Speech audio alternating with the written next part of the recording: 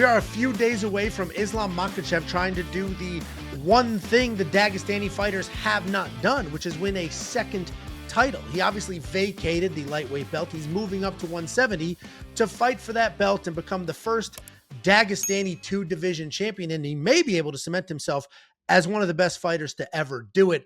There's a lot of questions to break down here. Is he going to be too small? Can he take down the much larger JDM?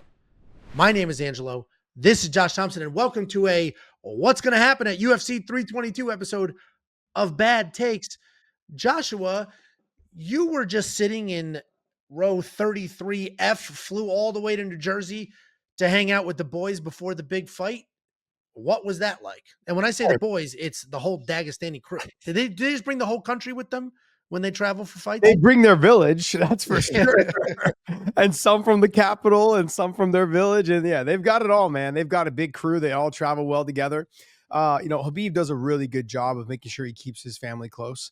And what I mean by family is like everyone that's kind of supported them along the way, or anyone that's put in the work to live their dream like he did. He doesn't, if you guys have seen past interviews, he wants to surround himself with people that don't make excuses. Okay. If you want to come and say you're tired, go home. Your mother will feed you. She'll take you. She'll make you a hot meal. She'll do your laundry. She'll take care of you. But if not, then you come here to be the champion. If you don't want to come here to be a champion, then go home. And that's kind of his mentality. And I love that about him. I love that about coaches. And it's most coaches, right? They were good in their time, but none of them have done what Khabib has done. Give me a coach in MMA that has done what Khabib has done. I would have said maybe Pat Jackson. Jackson. Drake Jackson was never a UFC world champion. Drake Jackson was never. You know what I mean? I thought you meant just building a team from nothing. No. If I would say anybody, it'd be Pat Miletich. Pat Miletich, he's won a world title, and he built stars, and he had multiple world champions at one time. I believe like three of the world champions out of the 5 or 6 weight classes were his at one time. Maybe Henry Cejudo, and maybe John Jones now. He's got himself Gable Stevenson. I get your point, though. Stevenson. Yeah, we're going to add an N in there. Yeah, I did it. I actually interviewed him at Bellator, and I added the N like a freaking fool. And I knew the whole time I was telling myself, don't say Stevenson. Don't say Stevenson. It's Gable Stevenson. And I went out there and said, it's just not a normal.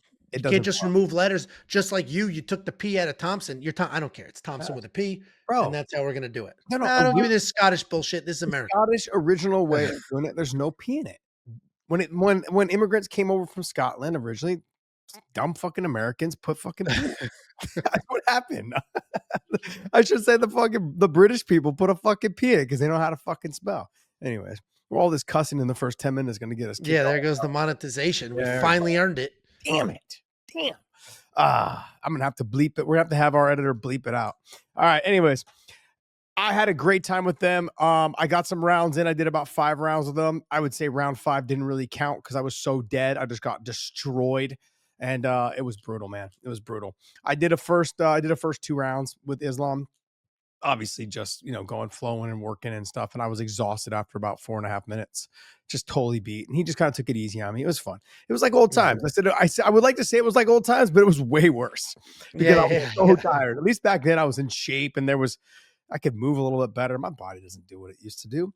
It's just funny because these guys, Islam specifically calls me grandpa. And Khabib said, you old like my father. So it's just funny. But we have a good time, man. They're fun. They're great to be around. People don't realize how funny they are, how great they are. If there's a video of you guys, I tell you guys, if you guys go to Islam's social media on Instagram, they were outside and he set it all up. Islam had found a magnifying glass inside the house, and he goes outside and Ali sits down right in front of him along with Rizvan, who's his other manager. The two of them sit down and they're facing the ocean, and Islam takes the magnifying glass to the top of Ali's head and just waits for the sun to beat down. All of a sudden he's like, but it's just things like that make them close, make them fun. And I had a great time, man. It was a great experience, and got to see my old coach Javier back there and stuff. So it was good. I had a great time. There's more interviews dropping on the Wayne In podcast on the YouTube channel. We dropped Islam today. We've got Khabib coming. So make sure you guys like and subscribe to that channel as well as this one. And we're going to break some news down. So I'm going to probably send a collaboration. I think I'll probably post it up on here as well. It should hit multiple feeds, but it is cool because I am very interested to see how good Islam is. Because he's obviously very good. We all know that. But I don't know if he's getting too much credit or not enough credit. And you can play both sides because you could say not enough credit. Look what he's doing. He's beating everybody. He's doing it fairly convincingly. Like he's just continuing to defend the belt and he moved up. And if he wins this belt, that's 2. And he can do this at 170. Or you can look at the record and be like, okay, you beat an undersized Volk barely the first time. Then you beat him the second time coming off the couch. You beat Hanato Moicano, who had no business in a title fight. So you could play both sides. I personally, I do think he's very clearly a great fighter. And what I love is I've seen dog in him. That first Alexander Volkanovski fight was not easy. And seeing him get through that was important to see. Same with the Dustin Poirier fight. Not easy. Seeing him get through that was important to see. But this fight's very different because JDM is also relatively unproven. I mean, he won the belt. He beat Bilal Muhammad, who has a similar style as Islam. He's not as good of a wrestler. He doesn't have as good of control, but similar style. So I'm interested to see how this plays out. But do you think Islam, and try to put all the bias aside, do you think Islam gets enough credit, like the perfect amount of credit, or not enough credit for what he's done up until this point? Like there's a little Mickey Mouse in that record. There's a little. Okay, so let me shut down the Mickey Mouse stuff. Is that when you come to Islam and you come to Habib, right? Guys literally will say, I don't want to fight them. Even when they were the champion, they would find ways out of fighting them. Like, why do you not want to fight for the title? And that's exactly what happened. And so I don't want to, and the same thing happened to Umar. Think about this. Corey Sandhagen was the only one to step up and take that fight. And I give Corey Sandhagen the credit, and that's why he got the title shot. After he got his win, he got the title shot. Nobody wants to fight them. And when I say them, I mean the people that Habib trains and Habib himself at the time. The beard, no mustache crew. Well, I mean, it's all of them. What do you mean? Well, anyways, all the Dagestanis. Yeah. Anyways, it's not their fault. There's that damn thing again. It's not their fault, man. When it comes to actually getting the reps that they getting the fights that they want, they're looking for those fights. They're looking for anyone to step up and fight them, to fight the higher level competition, and they just haven't done it. Is it still dinging? Yeah, of course it's dinging. I just turned it off. Because you're like an old lady with a remote to watch your programs. You don't know how to use technology. Do not disturb until this evening. There you go. Focus settings. Return it says until this evening. Yeah, anyways. All right. Well, I hope it stays off. I mean, I've been turning my phone off and all that other stuff. That's the one thing. And now in the lightweight division, he doesn't get the credit he deserves. Does not. And that's no fault of his own. You think he should have gotten more credit for beating Bobby Green to get a title shot? Well, it's not just that. Like I said, no one wants to fight him. Think about this. Armand Faroukian doesn't make weight. They throw in Moicano because Moicano takes the fight. That's not. Yeah, that's not Islam. It's not Islam's fault. I agree. That's not his fault. About Habib when it was Alaquinta. That wasn't his fault. He said, I don't care. Bring King Collins to make 155. I'll fucking fight him. And that's the mentality that they've always lived by. And they don't turn down fights. They say, hey, I want the toughest and the best guy. And when the toughest and best guy doesn't want to fight me, I'll take the next best guy. That's their mentality. And that has been something that Habib has been very clear about. If you turn down a fight and I'm training you, I'm not looking to get you more fights. You take what is in front of you. And that's their mentality. That's, there was a little bit of that push, I think, on the Usman and Paul Hughes, because they wanted Paul to get a win. Go get your wins, come back, and then we'll go ahead and fight you. I think, and it was just, they wanted a gap between the two. Give them time to refocus and regenerate on Paul Hughes, and that's exactly what happened. Great fight. JDM is, but in the welterweight division, he is not. He is not. Did it go again? Yeah, of course it did. Jesus, man, I keep telling it's turned off on my phone. It is so turned off. I don't get it. Do not disturb. You said it's coming from your laptop. Put your laptop on do not disturb. I did. I'm doing it from my laptop. I have normally when I shut it off, it doesn't come back on. All right. I don't know why. All right. Anyways. Yeah, in this, and so like when I look at the welterweight division, I'm totally losing my track. I wonder why they call you grandpa. That's so weird. When I say it welterweight, this is a different task, man. This is something that's completely different. Like he has to live up to that. And this is the weekend that he needs to live up to it. And so in lightweight, I don't think that he got the respect he deserved. In welterweight, it's really to kind of be seen right now. There's no respect yet. You haven't done anything. No, you haven't done anything. And my conversation with him on the interview was like, hey man, like I've had talks with Khabib about this is your toughest fight to date, and he believes it is as well. You know, a lot of people have overlooked JDM. I being one of them when it came to Bilal. I was like, no, Bilal's going to take him down. Bilal's going to maul him. Bilal's going to control him. And then after the Bilal fight, I was like, okay, his takedown defense is good. Then I went back and watched some of his earlier fights. This dude's a scrambling machine. He's just all over the place. He'll do anything to get himself out of being taken down or in the scramble. He kind of gives me flashbacks or gives me a little bit of the vibes of the other kid that you said is really good, Dariush.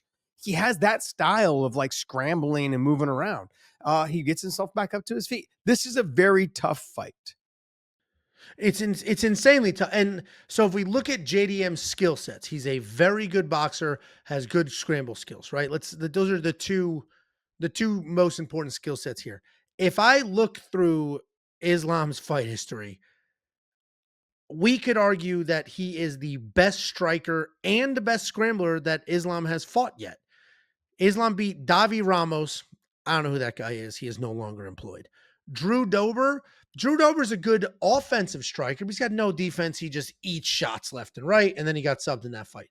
Thiago Moises, very good grappler, not a great scrambler, and he's very undersized. Striking isn't near the level of JDM. Dan Hooker's all dog, doesn't have the takedown defense. He got Kimura'd, so he doesn't have the scramble skills to try to keep the fight up. Bobby Green, clean boxer. I don't know if I would say he's better than JDM, maybe at his peak, but wasn't able to keep this fight off the ground. Obviously, Charles Oliveira is one of the best to do it for a million reasons, but as soon as he got taken down, that was kind of the end of that. Then we have Volk, Dustin Poirier, Renato Moicano. JDM is as good, if not better than them at these individual skill sets, and he's big. And I'm worried if I'm going to, I have picked Islam to it. I think Islam wins this fight, but I am worried about his cardio. Like, I fully understand he works his ass off and he trains all day, every day. There's no such thing as fun. I get all that, but I wouldn't, it's not like he had Merab's cardio. We've seen him slow down before. And then you're going to add 15 pounds and you could argue, well, he's not cutting the weight. And so it's going to be, he'll have more cardio. Or you could argue, and you know this, sometimes cutting the weight helps your cardio because you have shed some of that weight. You have gotten your body ready and you're used to fighting at that like slim, trim, ready to go. I'm worried he might not actually have as good of cardio at 170 that he did at 55. And it wasn't great. It wasn't bad at 55, but it wasn't Merab. We weren't talking about it. Well, how much of his cardio do you think was affected based off of his weight cut though? Because all of the times that we have seen him really struggle in this position is basically when basically like when the weight cuts didn't get the full 36 hours to recover. When they started implementing that, that's when he started to when 36 hours. You're given 36 hours now. Yeah, I know, because you weigh in in the morning and then you have the next night. They did it for fighter safety. Dude, so, who the hell needs to get in touch with you this bad? Everybody. This is crazy. That's why I don't film during the day. Your prescription is ready. Your ointment for your rash is ready. What I think, I get what you're saying, the whole 36. I mean, it's a level playing field. They all weigh at the same time. There's all of that.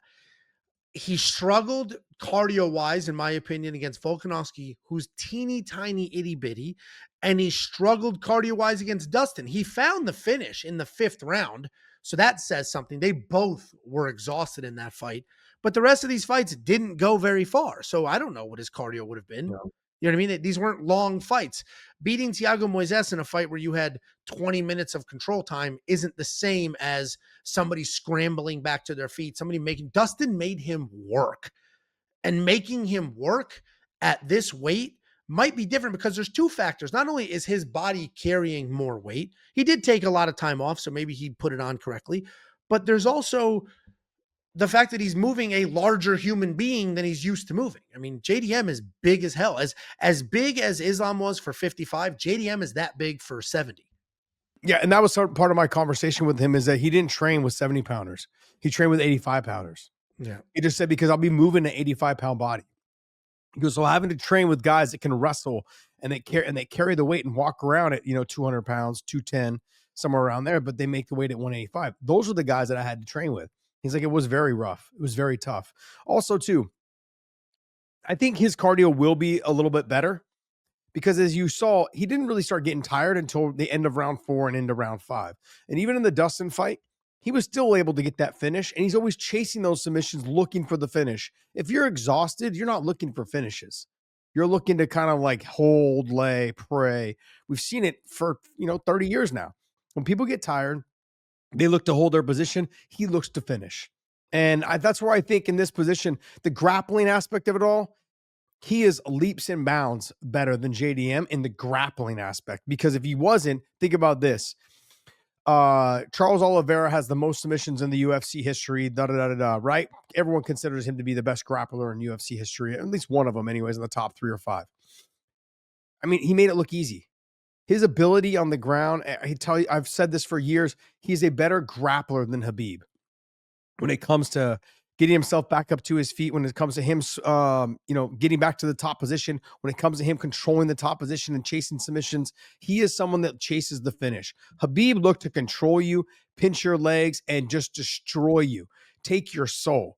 He wanted them to reevaluate their life while he was punching you in the face. That was Khabib's mentality. Islam is not that way. Islam is, look, I have all the skill sets. When you said, hey, this guy, none of them do this as good as JDM. But yeah, but they're all individually good at one thing, and all of them are better at JDM at that one thing. But none of them have the full package like Islam does. Like Charles Oliveira, good striker, better grappler. Okay. But Makhachev, Islam, is also a very good striker and a better grappler. And he proved that when he submitted Charles Oliveira. JDM is fantastic. I think this is going to be the toughest fight that Islam's ever had. Digging deep is something he can definitely do. No matter what, though, this is a huge step up for him, and all the pressure is on him. Oh, he's a 2-1 favorite moving up in weight. Yeah, there's no pressure on JDM whatsoever. He's like, everyone expects me to lose. They all thought I was going to lose Belal. They all thought I was going to get mobbed. I thought he was going to get destroyed by Belal. I thought that. And I can honestly admit it, going, man, because I'm a huge fan of Belal, man. I love Belal, man. I think he's a fun, entertaining fighter. People didn't see it the same way I do, but I do. I can see someone's skill set and go, hey, I really appreciate that because I know how hard it was for you to develop that skill. JDM, his scrambling ability, fantastic. His striking, the way he hits the body, then comes back up top. His kicking needs some work, but he puts it together. He uses it very minimal, but he does use it. All of those things are going to be very problematic for Islam. He's just got to work his way through it, and he's got to be very slow and strategic when he's on top without losing position, so he doesn't get muscled over, which I don't think he will. He's physically so damn strong. Physically so strong. So it's going to be a very entertaining fight. Whoever can implement their game plan the most is going to end up winning this fight. Yeah, it'll be interesting because I think JDM's got a much better chance than these odds indicate for sure, because he is a good striker, as we've talked about. He's a good scrambler, but what I like that he does, and we saw in the Belal fight, he doesn't end up gun shy. He's not afraid to engage. He doesn't worry that a takedown is coming his way. So we've seen many fighters worry about the takedown so much they don't let their hands go. Leon Edwards, if you wink that you might shoot a takedown, Leon Edwards is going to stand there like this, frozen in time. That's not JDM. JDM lets his hands go. He works, he moves, and if you're going to shoot a takedown, I'll deal with it then. And that's what I love about him, because if he can stay busy, if I'm JDM's coach, I'm like, get after him. Get after him. Throw quick, throw fast, get after him. Don't worry about what he's going to do, because if you keep touching him up, those shots will come from farther and farther away. This is a 25-minute fight. Don't waste any of that time. Like, you think you let your hands go. Who, Islam? Oh, yeah. Oh, no. We're pretending Islam's not shooting a takedown. I think it's very rare that we're going to play. I think it's very rare he's going to shoot. I think he's going to punch his way into the clinch. This is the worst take I've ever heard in my life. Look, he's going to trip. Look for trips. Look for inside trips. Look for hip toss. Look for anything that doesn't put himself on the bottom. Yeah, that's fair. I mean, that's fair. Yeah. I don't know the game plan, but I'm just saying I've trained for years with him. And the difference between him and Khabib was Khabib blast doubled you. Then if he missed, he drove again to the fence. Then he lifted and scooped and just manhandled you like a bear, but with Islam, it was never that way. Every time I wrestled him, he'd drop down on a single against the fence, pull you away from the fence, and then go to a double or a body lock and then trip you. Islam is more, he has more of the sambo, foot sweeps, outside hooks. He's got it all, man, when it comes to those. He will drop on the single. He maybe will drop onto the double. I don't think he's shooting from the outside. I don't No, see that in him. and that's a fair point. You don't want to get stuck under somebody bigger. It's the same premise though. If I'm touching you up and I'm making you feel everything, then you're either trying to clinch from farther away, you're trying to close the distance as quickly as possible because you don't like what's happening Mhm. at distance. And if I'm JDM's coach, I'm like touch him up early, work the body early, touch him up, make him feel it. And then everything he's doing will be coming from farther and farther away. It'll slow itself down. If you get taken down, it's fine. You'll get taken down. Just stay safe, work your way back up. We have 25 minutes here. And the longer it goes, the more I think it benefits JDM. You agree with that or no? Oh, no, I don't. No. See, okay. No, no. Okay, and I'm not saying that it doesn't. I'm not saying that. I guess for me, I'm kind of where you're at. I don't. It's the unexpected. It's the unknown of him going up to in weight. I have high expectations based on that. I've felt him when he comes in fresh from out of camp and he's starting his camp at AKA, and he is a different animal than when he was week 2 or week 1 away from his fight. I'm like, damn, not even the same guy. He's now going to be walking around the same guy that he normally is, and competing at that same, when he comes into weight, he's walking around 191. He would come to camp 187. So he only really put on 5 pounds. Yeah. So I expect to see a performance like I used to see him. Man, he was taking Luke Rockhold down. You guys, there's videos all over of him foot sweeping DC. These are things that he just does against the wall, against big, heavy guys. It's just there. He just does it in a way that MMA guys are just not used to. And I know, and like I said, I know a lot of people are going to be watching this video going, oh, you're being biased. No, I've got over 10 years of training with him. Over 10 years of sparring rounds with him, grappling rounds with him, wrestling rounds with him, bike workouts when you're exhausted. I know what he can do. Okay. And I've always said this. To me, the better technician was always him over Khabib. Khabib just was a mauler. He had one speed. He went hard. He did it. You watch back at the Conor fight, I would see him go 3 to 5 rounds like that in that third round that he put out against Conor. That's what I saw almost every single day. The guy just did it.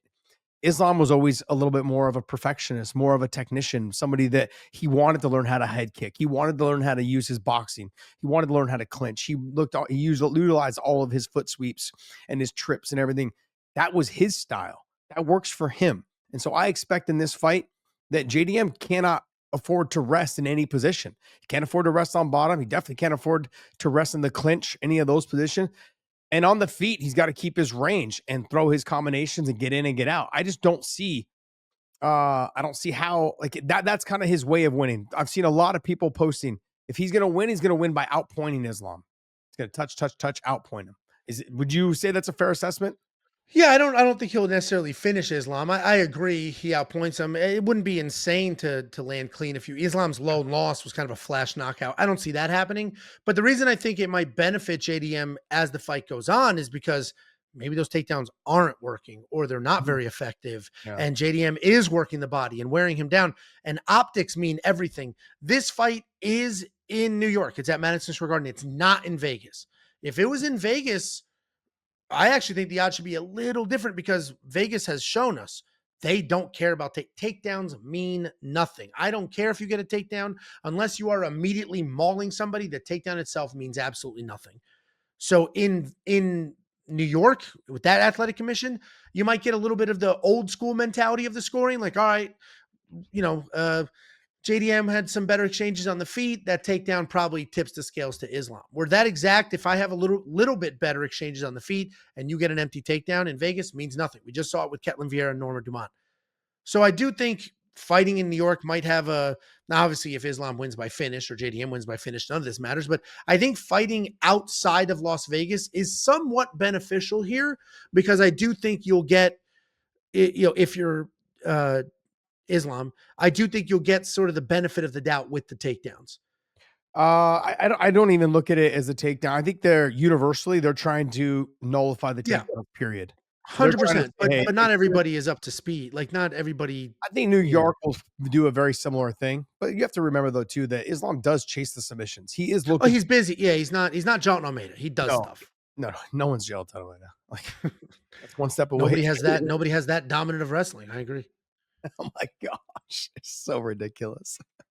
Oh, the things that just come out of your mouth like diarrhea. It's crazy. He's the most dominant wrestler we've ever seen in heavyweight.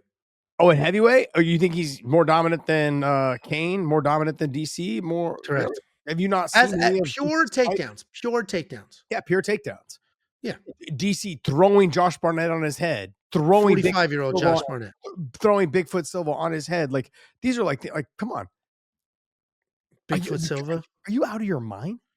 He picked them up. Congratulations. Here, You're right very here. strong picking up a single. Like, come on, man. You're this is it's blasphemy. Show me a DC blast double. Blasphemy out of he doesn't need the blast double. He just needs to hit the single in the high crotch and lift and scoop. And that makes it even more spectacular that DC did it being 232, 228, 238, somewhere around there. And just He's short. Everybody knows when you're short, it's easier to get in on the hips. You have an excuse for every single thing. I swear. First, you're just a little guy, right? It's easy to hate on John Almeida, but the reality is his wrestling entries are unbelievable. His hit and runs are insane. It's easy to hate on the guy, but the takedowns themselves are spectacular. Before I was rudely interrupted, okay?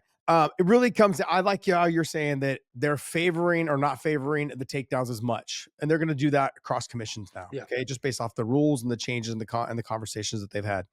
But there is one thing. The Russians or, the Dagestans, they like to fight in New York because there's a huge population there. He will have the crowd on his side. And they love to fight there because there is such a huge Russian population there. And they love Islam. Whereas I don't believe there's a huge Australian population there. And no one's really eager to jump to New York right now in the middle of everything going on politically. So literally, if it was in Vegas, I think, the Islam crew is, they all live there. They're already all there.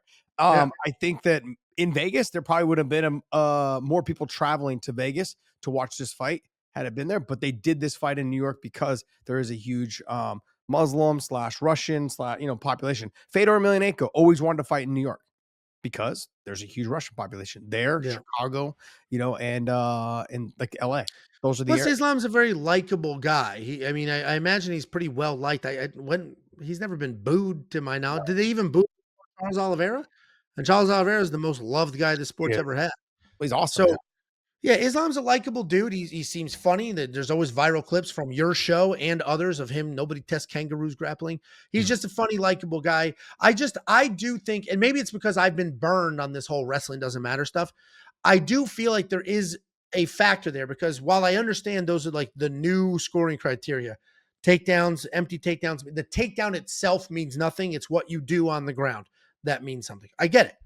But not every commission uses the same judges. Not every commission follows those rules to a T. Vegas tends to be ahead of the curve because they're doing shows almost every single weekend. Where New York, there's regional shows, but nothing at this magnitude, right? This is a once a year thing for the UFC to go to New York. So you do sometimes get the older school judging. But with that being said, in New York last year, Volkov beat Cyril Gane. They didn't give him the win, but he beat him with about 100 takedowns, and they said these don't matter. So in that regard, I think JDM has a much better chance. If they will stick to the takedown itself means nothing. If JDM stays busy on bottom, works, makes Islam do stuff, the longer that fight goes, I think JDM will be a little fresher if he stays active. And if Islam just starts shooting because JDM lands a couple of really good jabs and Islam just shoots because he doesn't want anything to do with it, the optics of that wouldn't be spectacular. And the judges, who, if they truly don't care about wrestling, may favor that side. Again, I think Islam wins this fight because I do think his wrestling is next level dominant in the control time. So getting up is very different. But I think there's a couple, we're in a transition period with the wrestling and the judges. Yeah, it's going to be very tough. Look, like I said, I can't say it enough. I've had these conversations with our coaches, with Habib, with my old coach, Javier. They know how tough this fight is. They're not overlooking JDM at all. They're expecting this to be a really, really tough fight in terms of everywhere, on the ground, on the feet, everywhere. They know how good he is.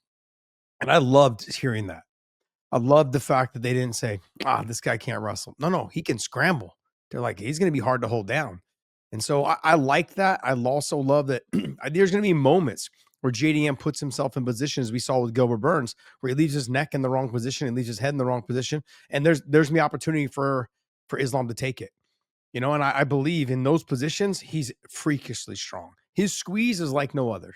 Like he Yeah. wraps the forearm around the neck and he wraps it's just tight. It gets put on quickly.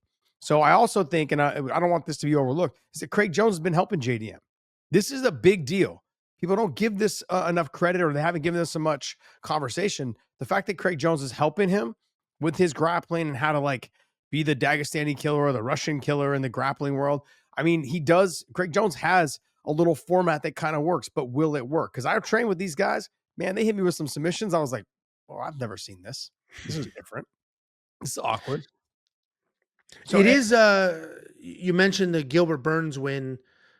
He was losing that fight. Very handled. Like he was on his way to lose that fight, lands that big knee, ends up winning. But JDM was losing that fight. That fight is why I went into the Bilal fight being like, if JDM's getting taken down by old Gilbert Burns, Bilal's gonna run through him.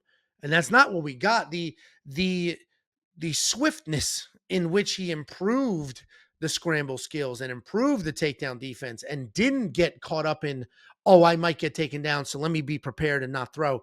That was wildly impressive. Because if I was breaking down this fight right after the Gilbert win, I would take a mortgage out on the house and that's it. Everything on Islam. Now it's like, after seeing how good he looked against Bilal, because Bilal did not look bad. Bilal fought a very good Bilal fight, and he showed some heart too. So after that, it's like, okay, he closed some very obvious gaps here, and now he's scrambling out of positions and stuff like that. The second thing, you mentioned the Craig Jones thing. There's obviously that surveillance footage of JDM tapping or submitting Craig Jones unconscious. That's fake. Guys. That's fake. Yeah, that was for fun, and people are citing it as if it's real. That's not real. And if it was real, they would never release that. That's not real. That's fake. 100%. That's just the setup fun for people to talk about it for this. No, absolutely. Especially it was a Darce. It wasn't even like anything. Like it's not real. No. Craig Jones is very famously known for getting out of Darces pretty easily. Yeah. And the way his style is, it definitely works. No, that's not working. That's not happening. Now, I'm not going to underestimate JDM's grappling. I just don't think that he really is going to be focused on trying to hit submissions on Islam as much as Islam's going to be looking to take him down and control that top position and look to attack, whether it's the arm, whether it's the neck, the Darce, the anaconda, guillotine, whatever it is, look for him to take that neck. So that's where I'm at on this fight. I think it's going to be a fantastic fight. I got to be honest, man. I'm super nervous. I get this way when my friends fight. It's just somebody I spent years training with. It makes me nervous. I get real just watching watching me on Weighing In. I did a live show for Justin Gaethje and Habib years ago. And man, I couldn't sit still, and it was live, and people were like, man, this guy's wild. Like, you can't sit still. Cause it makes me really nervous. Yeah. One punch, you care. Any little thing could finish this fight. And JDM has the power to do that. He's got the skill on the feet to do it. And he's got his wrestling, his scrambling ability could put himself in a good top position that can do damage. So let's not forget that. So this is going to be a great fight. I'm excited for it. What do you do? Let's go ahead and talk about the rest of the card. Valentina versus Weili Zhang. This is another fighter who's coming up in weight to challenge someone who's a dog in Valentina Shevchenko. You got Weili Zhang. Yeah, that one's a little different in that. So what's cool about both fighters going up is you could argue each one of them are their division's GOAT. You could argue Islam's the lightweight GOAT, and you'd have a pretty solid argument. You could argue Weili is the strawweight GOAT, and you'd have a pretty solid argument. So her moving up is important for both of their legacies. I think it's a little different in that JDM just got the belt and is in his prime right now. Valentina's sort of heading on the other side of her prime. I don't know how far over that hill she is just yet, but she's starting to creep over there. And if you watch Valentina's fights she had obviously the 3 fights with Alexa Grasso. The first fight, she was wrestle, ended up getting caught in a submission because Alexa was just so fast and clean. In the second fight, Alexa was a clean striker, having success. And Valentina didn't like the speed. She didn't like how quick Alexa Grasso was. And ultimately, a point deduction was the issue in that fight. So that ended up being a draw. And then the third one, she went straight wrestle, and she beat Alexa Grasso to get her belt back. And now she just beat Manon Fiorot. But Manon Fiorot is not very fast. She's just a clean, powerful striker. I think what will give Valentina issues in this fight is Weili is fast and Weili can wrestle. So Valentina is not just going to be able to flip a switch and say, I'm going to wrestle her now because I don't like how the striking's going. Because we just watched Tatiana Suarez try to take her down, didn't really go that well. We've seen a lot of other fighters try to take her down, doesn't really go that well. She might be able to weight bully Weili a little bit, but Weili's jacked. So I'm going to pick Weili, and the money's coming in on the other side. Weili was the favorite. She's now the underdog. Ooh. And I guess I understand you have two different divisional goats, and one's a little bit bigger. I mean, that's why we have weight classes, right? The bigger fighter should always beat the small. That's what should happen. I just think Weili is closer to her prime. I think she's this much faster. And when she gets frustrated, Valentina is not just going to be able to flip a switch and turn on wrestling and take her down at will.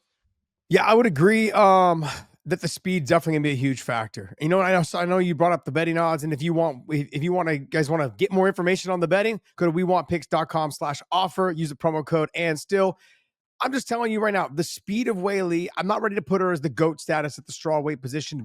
Reason being is she lost twice to Rose Namajunas. The second one was bullshit. She beat Rose. No, that was a bad decision. Yes, she did. 5 takedowns, all that control time. The striking was even. She won that fight. You're just such a wrestling nut. No, that was some Chinese hate, is what that was. What are you talking That's about? what that was. That was racism. No tariffs involved. Calm down. She won that. She won that second one. But Rose beat her. And so I'm not, and Rose knocked her out the one time. So I'm not. The first time, wild head kick for sure. I'm not going to put her as the GOAT. But you know, if you want to leave her there, cool. I would say probably Joanna Jędrzejczyk is still probably the GOAT there in that position. She had it for so long. Weili beat her. If that's the game, twice she was also getting older. She was also getting older. You can't discredit someone just because they got older and aged out a little bit. You can't discredit them. You know, she beat her, but when she was young, and then again when she was old. If Weili beats Valentina, I might put her as somebody in that top GOAT position in terms of female MMA. Sure. Yeah, it's got to be Amanda Nunes for now, but yeah. But if she beats Valentina Shevchenko, I'd put Weili, because Weili did it going up in weight, whereas Valentina went up in weight to fight Amanda. So that's where the difference is. No, correct. But then Amanda had 2 belts concurrently and defended them both at the same time. I understand that. And her beating Chris Cyborg definitely played a big part in her being considered like the GOAT of females MMA. But Weili to do it at a small size like that and come up, and if she's able to beat Valentina, and if she's able to beat her dominantly in a 5-round decision or submit her or knock her out, something along those lines, that'd be fantastic. That's going to be a good fight.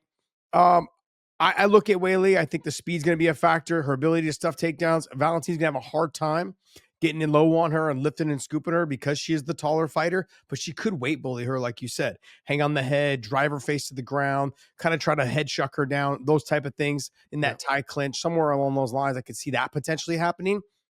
But Weili's speed is going to be a huge factor, and her movement, the way she strikes and her movement, she just got to be careful she don't get Jessica-eyed. You know, she doesn't catch that shin across the dome. So Sean Brady and Michael Morales, fantastic fight. I'm so excited for this fight because I'm a huge Sean Brady fan. And we talked about this a little bit the other night because there's a lot of welterweight fights coming up that are coming due. And then you have the title fight that's going on the main event. And then you also got Leon Edwards and Carlos Prates right below this.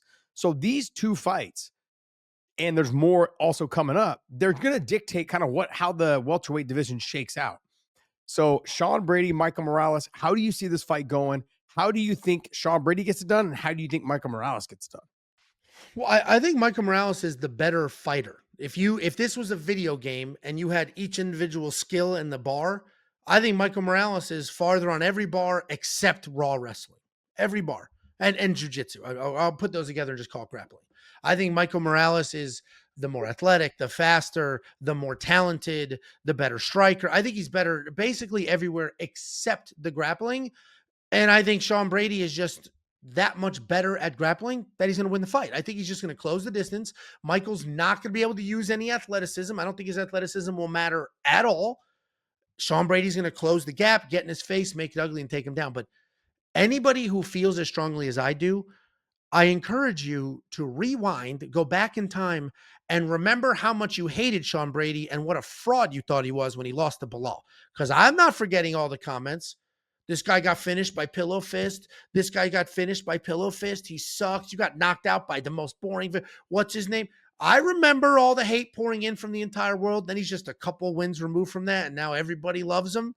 That's just a real view into what it is like to be an MMA fan, but I am in that camp. I was shocked he got smoked by pillow fists, and then he has redeemed himself quite well. And honestly, getting TK'd on the feet by Bilal Muhammad might have been the best thing that ever happened to him, because what he did, I don't care about his win over Gilbert Burns. Who cares what you do to a 100-year-old man? What he did to the head like a fire hydrant, a big Mexican, never makes weight. Kelvin Gastelum, what he did to Kelvin Gastelum is what was impressive. That was impressive. He out wrestled him. He just beat the brakes off of Kelvin. And even fat, out of shape Kelvin doesn't get the brakes beaten off of him. Mm-hmm. So that is what really impressed me. Yeah, he's got all the tools, man. Like, you're not giving him enough credit on the stand-up. I mean, I know that you think Michael Morales... Last time we saw him standing up, he got smoked. He stands every fight. You know, every round starts on the feet, right? Yeah, okay. You know how many minutes run out there and shoot? He stands every fight. He stands. He trades a little bit, and then he gets an easy takedown, and then dominates from there. It's called fight IQ. Okay. I mean, I think that Tuma on the top of your head, that Tuma on the top of your head is really affecting your thinking. How many minutes of control time do you think he had in his last fight?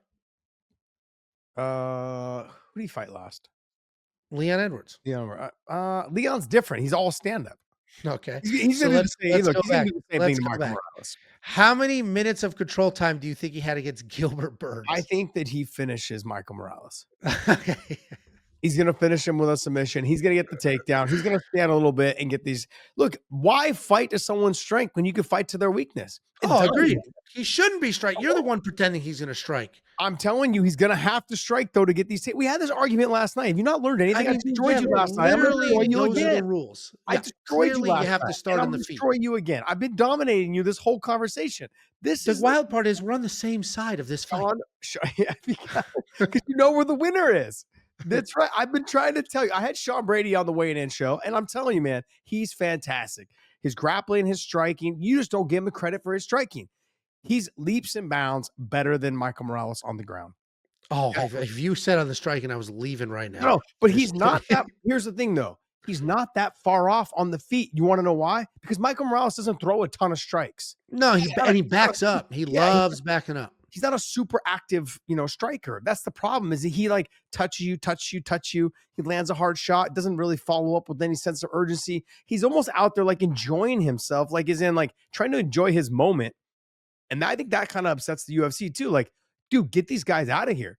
Give us some highlight reels that we can market. But no, he just kind of fights to his own rhythm and I'll push myself when I want to. Those people have a tendency to break a little bit. Those people that, the one African American that we break down on this show, those people. Is he? No, he's Ecuadorian. There you go. Yeah, don't.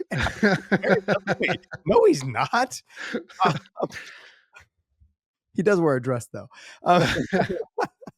I thought those were made up. He's a they them. I thought they were made up. I thought they were fake, like AI or fake. No, there's the one prominent video where he walks up to a car door, like in the dress, whatever.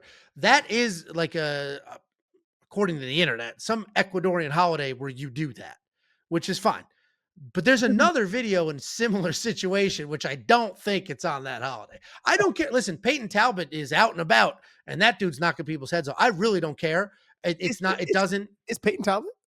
Yeah, he's like dating Frank Ocean. Oh, I didn't know that. Good on him. Well, I don't know if he flat out said I am this, but he has said I'm both for sure. Yeah. So, and the Frank Ocean thing. Well, if you're both, then you are. Yeah, correct. Matter though. There's no. No one like I think we're all past the point. Like, who gives a shit who you're with? Literally, who cares? And it's not clearly it doesn't matter because Michael Morales is dressing up outside of the holiday, he's getting high level wins. Yeah. I think your whole laissez-faire, great use of vocabulary, Angelo. I think the whole laissez-faire attitude from Michael Morales is because it just comes easy. It literally just comes. He's just such an athlete. It just comes easy to him. If I look at my two kids, one of them's a wild athlete. The other one's not. She has to work 10 times harder. The little one everything's just so easy. She doesn't care about anything. It's just so easy to her. You And say the it's little similar. one, yet she's taller than the older one. They're both giants. Yeah. But it's like I think some of that is literally Michael Morales never has like any sense of urgency. He's just there because I think it just comes easy to him that he literally in the moment doesn't even feel threatened. And He's just those like, yep, I'm gonna do this. Here we go. Nice and flow. But when Sean Brady gets in your face and just whether they're good shots or bad shots, close, far, it doesn't matter. When he's just coming right at you, you can't easy breezy kind of try to step backwards and move to the side. those are the people, though, in Michael Morales' situation that have a tendency to kind of start to fold or weather a little bit underneath the pressure. If Sean Brady's going to fight the same way he always fights, except for when he fought Bilal, he's going to come out, push his face, and get into his grill. He's going to make it a dirty, grimy fight. He's going to hang on the head. He's going to wrestle him. He's going to look to attack submissions from all positions. Michael Morales cannot afford just to hang out against the fence with his back foot on the fence, thinking that Sean's not going to strike his way in. He's not going to shoot raw dog. He's going to be aggressive and come after him. So Sean, to me, I favor Sean, not just based off of his wrestling and his ability in the ground, is because I look at him and I think this is a guy who had to work very hard to get to this position. Michael Morales is living off his athletic ability. And Yes. I think he's going to get checked here soon. And I think he's going to get checked this weekend. And who knows? I might be wrong. I doubt it though. But We've never seen him have to dig deep, and maybe because he's so damn good. Maybe that's why we haven't seen it, might be or he just hasn't been pushed yet, and we'll see it this weekend. That's what it does make for a very intriguing. This is I've been saying for a while. This is the best fight card of the year, and I know recency bias matters, and I'm not remembering every single pay per view from the beginning of 2025, but this is a great card. Yeah, it really is. What are the odds on this Michael Morales and Sean Brady fight? It's like 2-1. 2-1, Sean Brady. Yeah, hold on. I have it right in front of you. I just placed a bet on Angelo Hill while we were talking. It is Sean Brady is where the hell is he? -140. Oh, so not 2-1. Not 2-1. Okay. But look, if you guys are looking to get the research done, go to wewantpicks.com/offer. Okay. Use the promo code and still look what that does. That gives you, I'll let Angelo explain it, but it gives you all the statistics you guys need to put together and formulate your own bets. Okay. Like this is not somewhere where, hey, I'm going to tell you what I'm betting, but you can actually go there and there are people on there that will tell you how they're going to bet and why they bet this parlay, why they picked this person on the win, why they picked him by significant strikes. There's all these different types of information for you to pull from. So check it out at wewantpicks.com/offer. Use the promo code and still, right? Did I do a good job there?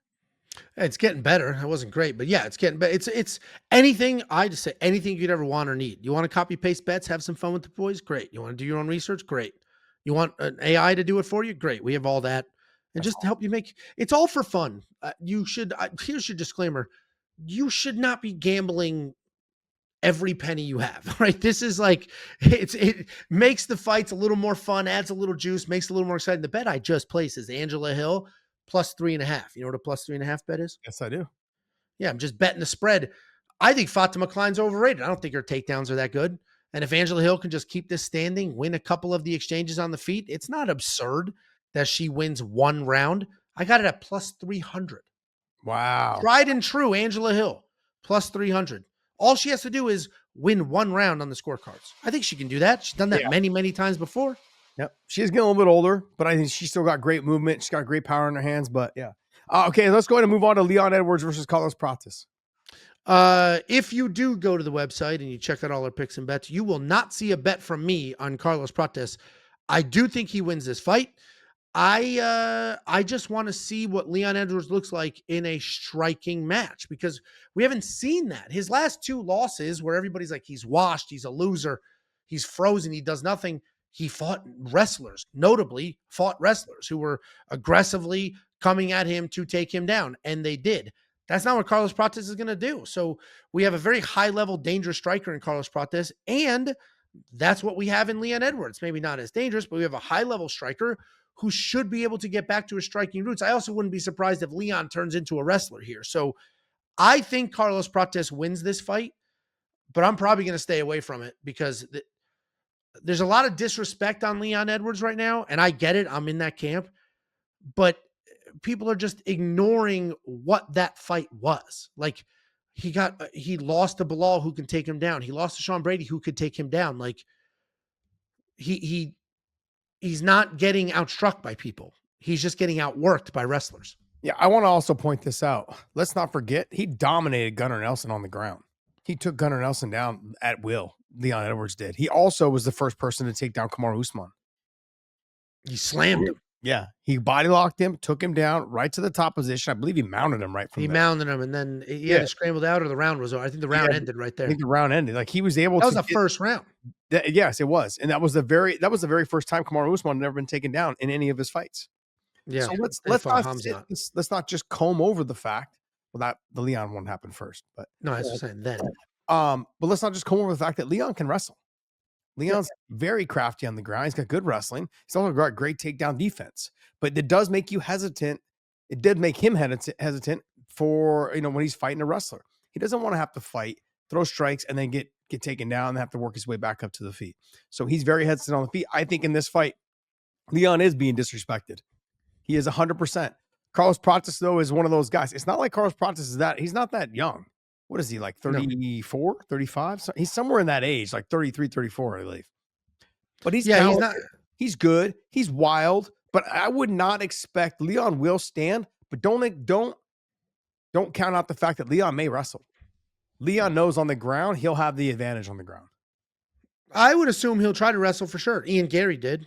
So I would assume he'll try to wrestle for sure. What I do like about Carlos Prates, obviously he's very dangerous. He's fun with the smoking and the drinking and all that.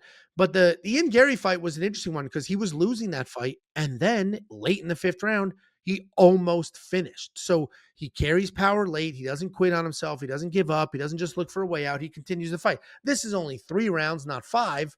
But even if Leon does have some early wrestling success, which he might, Carlos Prates isn't just going to accept that and be like, damn, all right, well, I'm getting taken down, on to the next.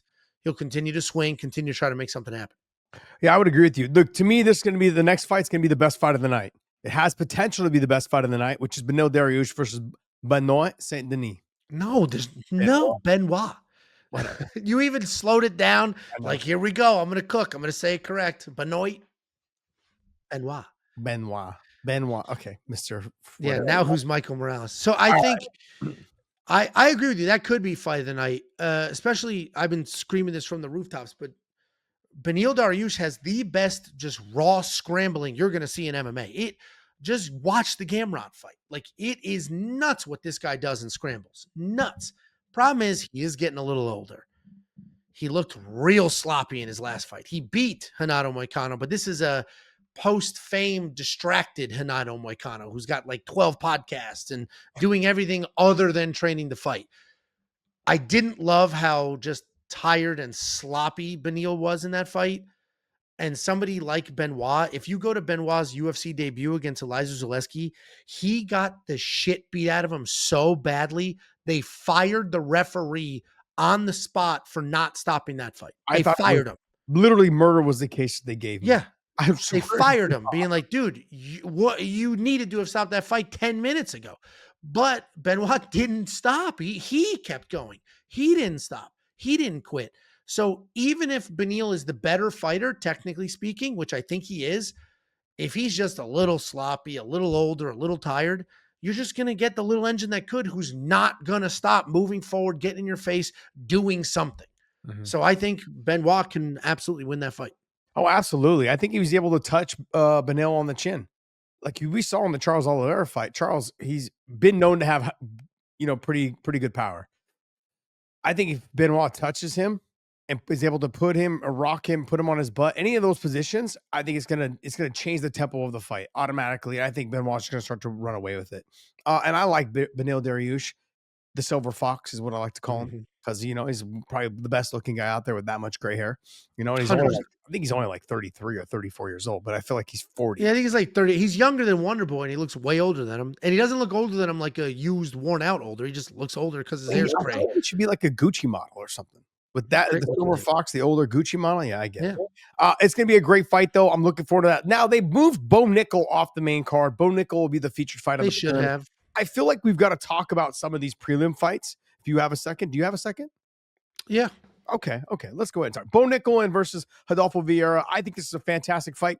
I'm going to actually lean towards Rodolfo Vieira, though. I think he's got the cleaner stand-up. I think he's got the ability to get the submission. Those are the two things. Now, will he slow down as the fight goes on? Probably. But I think that he's got the ability to get the submission on the ground if Bo tries to wrestle. And on the feet, all he's got to do, Rodolfo Vieira, all he's got to do is avoid the big shot, especially in the first round. Yeah, I think it's definitely an interesting fight. It should not be on the main card. The Bo Nickal hype train is a little derailed. Doesn't mean he won't get back on that hype train, but you can't put him on the main card. Not with these. There's other very like. What fight would you swap?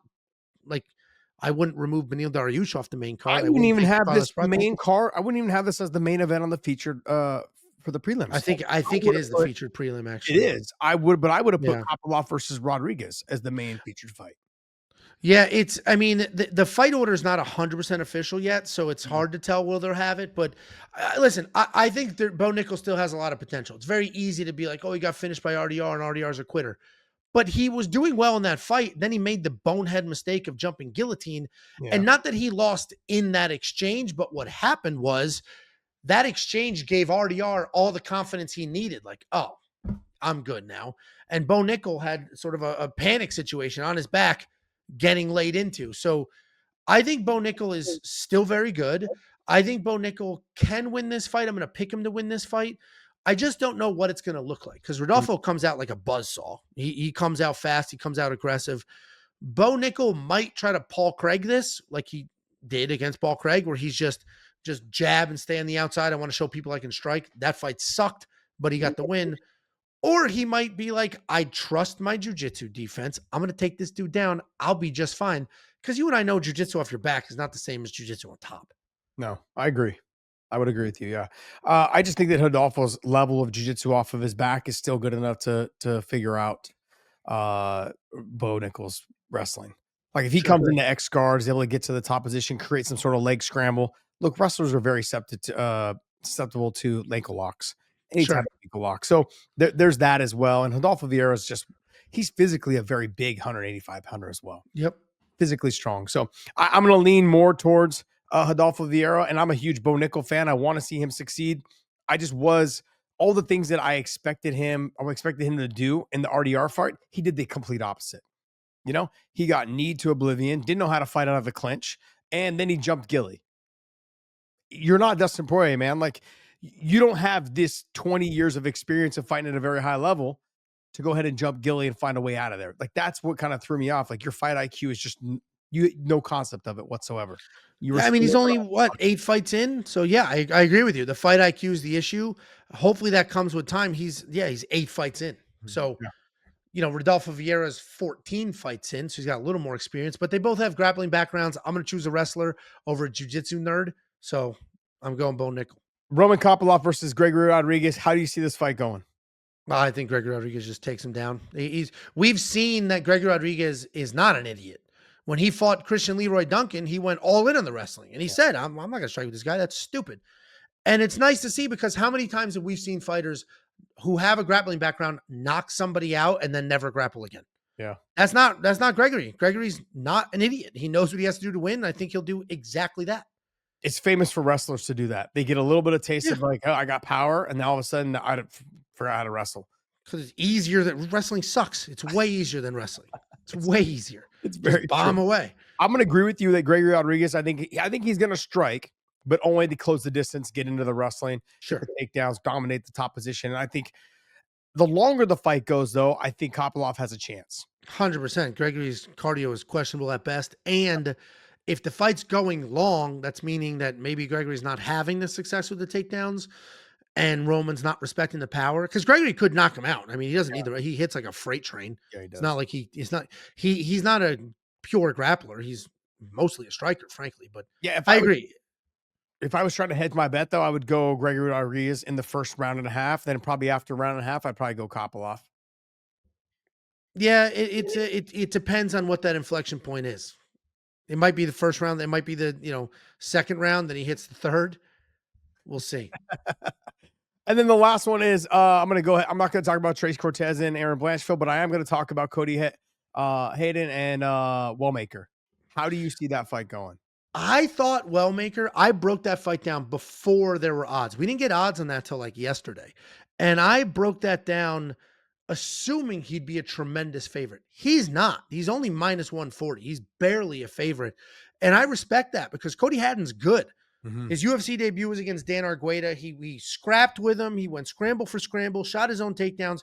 Cody Haddon could absolutely win this fight with his takedowns and his grappling, but I'm going to trust the hype. I have seen Malcolm Wellmaker flatline people. I know he can wrestle. I've seen it on the regional scene. So I'm going to trust the hype. I'm going to pick Malcolm Wellmaker here. This is definitely a tough fight. I'm just glad to see that the odds are correct. Wellmaker as a slight favorite because I was worried he's going to be minus 300. Then it's like, dude, what are we doing? What are we doing?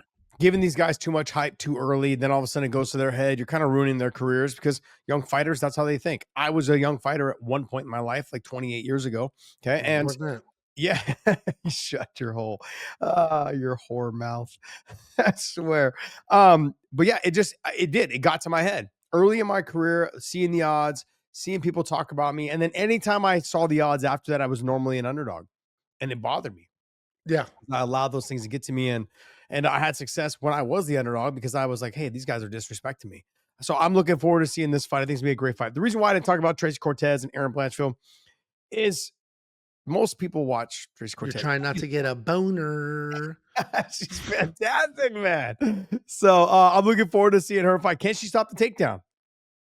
Can she get her own takedowns? Wait, who are you talking about? Tracy? Erin Blanchfield and Tracy. I think Tracy will be able to stop the takedown. I think she'll be able to stand it out. I would flip that. Okay. And say Tracy might get her own takedowns. And then what the hell is Erin going to do off her back? Like, obviously she's great at jiu-jitsu, but I'm picking Erin Blanchfield. Don't get me wrong. Oh, wow. But I'm picking Erin Blanchfield because she has that like intangible dog. Like we watched Manon Farrow like beat the shit out of her. And she didn't stop moving forward. She didn't stop throwing. She didn't stop attempting to take. She just kept going. And Tracy's got some dog in her too. It's not absurd to think that Tracy, who is the better wrestler in this fight, gets the takedown and camps out on top. I'm going to pick Erin here, but there should not be a 2-1 favorite in that fight, and there is. Gotcha. I'm going to go Tracy only because I think that she can stuff the takedowns and let the hands go. And like you said, she can threaten the takedown a little bit herself and be in the top position as well. So she has more ways to win this fight by either knockout or just, by decision. And then you can have the submissions by Erin Blanchfield. But like you said, off of her back, it's very difficult in this day and age in jiu-jitsu. Yeah. And Erin's wrestling kind of stinks. Yeah, like her offensive takedowns are not great. The grappling is fantastic. The offensive takedowns, who'd she take down? You know what I mean? Jessica Andrade, like her off Molly McCann, her offensive takedowns are not great. Interesting. I'm going to go with Tracy on this. And I'm a little biased on this because, My bet. All right, guys. Well, hey, that's going to wrap it up. I want you guys to hit that like and subscribe button. I want to thank you guys so much for continuing to watch us here at Bad Takes. My boy Angelo, and I'm Josh Thompson. We'll see you next time.